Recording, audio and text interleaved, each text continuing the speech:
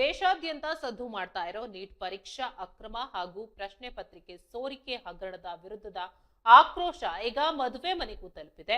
ಚಾಮರಾಜನಗರ ತಾಲೂಕಿನ ಸಂತೇಮರಹಳ್ಳಿಯಲ್ಲಿ ಇಂದು ನಡೆದ ವಿವಾಹ ಮಹೋತ್ಸವದಲ್ಲಿ ನೂತನ ವಧೂವರರು ಮದುವೆ ಮಂಟಪದಲ್ಲೇ ಬಿಜೆಪಿ ವಿರುದ್ಧ ಪೋಸ್ಟರ್ ಪ್ರದರ್ಶಿಸಿ ವಿಭಿನ್ನವಾಗಿ ಪ್ರತಿಭಟಿಸಿದ್ದಾರೆ. ಸಂತೇಮರಹಳ್ಳಿಯ ಮಲ್ಲಿಕಾರ್ಜುನ ಸ್ವಾಮಿ ಕಲ್ಯಾಣ ಮಂಟಪದಲ್ಲಿ ಇಂದು ಮೋಹನ್ ಕುಮಾರ್ ಮತ್ತು ನಯನ ಎಂಬ ನೂತನ ಜೋಡಿಯ ಕಲ್ಯಾಣ ಮಹೋತ್ಸವ ನೆರವೇರಿತು. ಮದುವೆಯ ಧಾರೆ ಮುಗಿದು ಆರತಕ್ಷತೆ ಕಾರ್ಯಕ್ರಮ ನಡೆಯುತ್ತಿದ್ದಾಗ ಯುವ ಕಾಂಗ್ರೆಸ್ ಕಾರ್ಯಕರ್ತರು ಮಂಟಪಕ್ಕೆ ಆಗಮಿಸಿದ್ರು. ಈ ವೇಳೆ ನೂತನ ದಂಪತಿಗಳು ತಮ್ಮ ಮದುವೆಯ ಸಂಭ್ರಮದ ನಡುವೆಯೂ ಯುವ ಕಾಂಗ್ರೆಸ್ ಕಾರ್ಯಕರ್ತರ ಜೊತೆಗೂಡಿ ಕೇಂದ್ರ ಸರ್ಕಾರ ಹಾಗೂ ಬಿಜೆಪಿ ವಿರುದ್ಧ ಘೋಷಣೆಗಳಿಂದ ಪೋಸ್ಟರ್ಗಳನ್ನ ಕೈಯಲ್ಲಿ ಹಿಡಿದು ಫೋಟೋಗೆ ಪೋಸ್ ನೀಡಿದ್ದಾರೆ.